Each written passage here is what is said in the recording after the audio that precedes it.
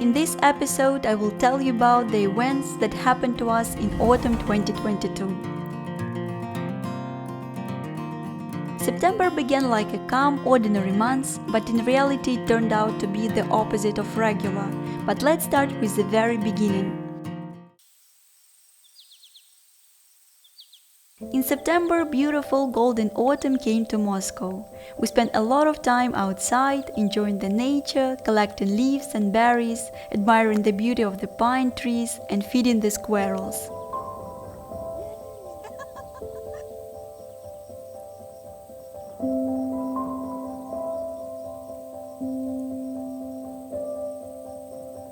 Alisa was growing up, she developed new hobbies. For example, she loved to completely cover herself with cottage cheese, she even rubbed her belly with it. I never stopped her creative impulses and preferred to be a calm observer. One more thing that Alisa started to enjoy doing at that time was hiding different things under the cleaning cloth. This activity could occupy her for a very long time. By the way, playing with the garbage bags also amused her much more than playing with toys. In addition to regular household chores, this month we began to actively prepare for moving from Russia to Slovenia. First, I started putting some furniture up for sale. It was especially hard for me to say goodbye to the things that belonged to Alisa. For example, her playpen, where we spent a lot of time having fun and laughing, and I was sad to part with the changing table that we lovingly made with Roma for Alisa while she was still in my belly. It was indeed a convenient changing station that consisted of a diaper pail, a laundry basket, and the changing station itself, where I also stored diapers, all sorts of baby powders, and clothes for Alisa. And of course, I was sad to say goodbye to all this stuff, but I also understood that these are just things that were useful to us at a certain point in our lives, and it's not the things themselves that need to be valued, but people and memories. In general, September was a month of pleasant things until the 21st. What happened was something that we had been expecting, but nevertheless hoped that it wouldn't happen. It was mobilization in Russia. The problem with such things is that there was no guarantee whatsoever that the partial mobilization will not turn into a total mobilization. Our first reaction was to quickly find tickets for our men and have them leave Russia. I remember how tickets were selling out before our eyes.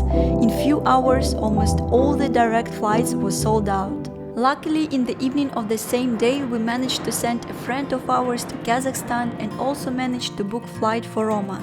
So the next day we saw off Roma.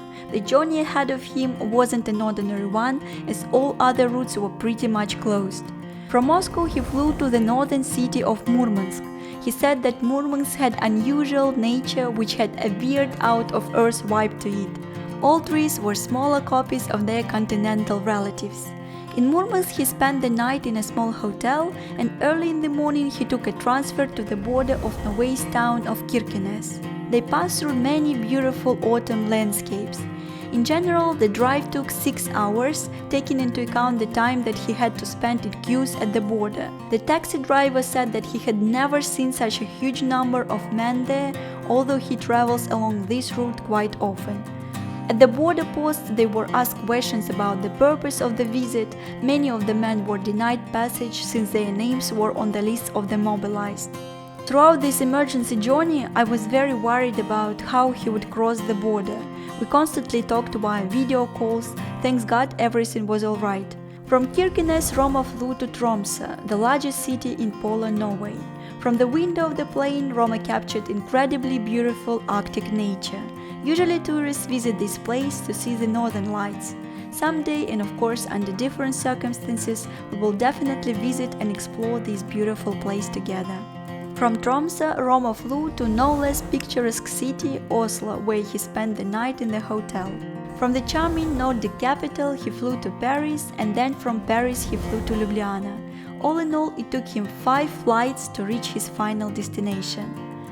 In Slovenia, he checked into a hotel and began to actively prepare for our arrival. He communicated with the real estate agents, made appointments, and traveled all over Slovenia in search of our new home. Alisa and I were to fly to Slovenia only in 2 weeks, so it was our first experience of being apart for so long, and we were counting days until our reunion. These last few days were very busy. I had to pack all my suitcases, resolve a number of bureaucratic issues, and say goodbye to my old life.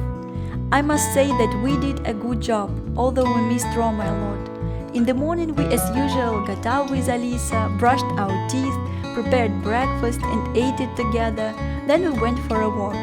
At this time autumn was especially full of colors. Just look how beautiful it was.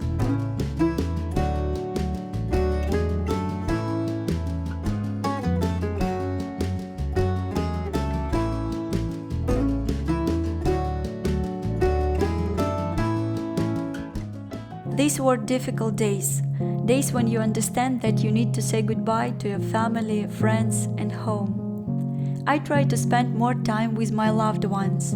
I went to my grandparents, we chatted a lot, I even recorded an interview with them. I asked them about their youth and about their lives and what made them happy.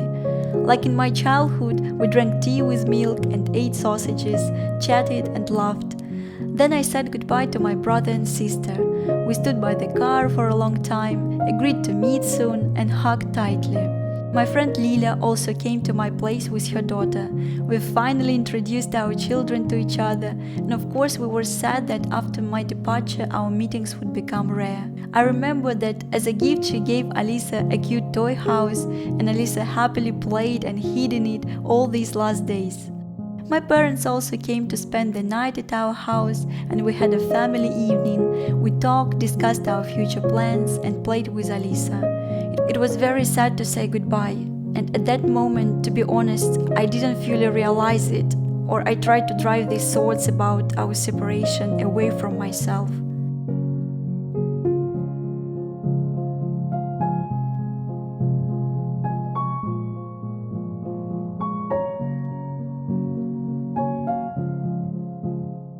In general, all these days I had mixed feelings.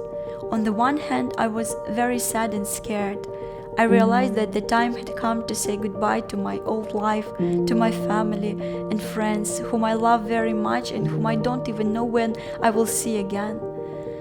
The time had come to say goodbye to the park in which I often walked with Alisa, to the pine trees that I so admired.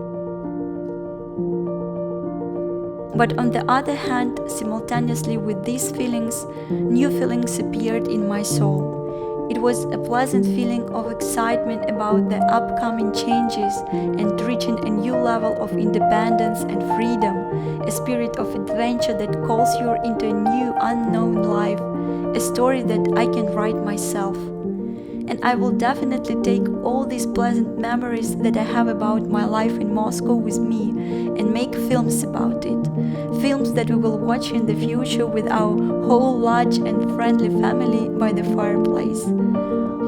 In the next episode, I will talk about our moving from Russia to our new home in Slovenia. Thank you for watching and commenting. I really appreciate it.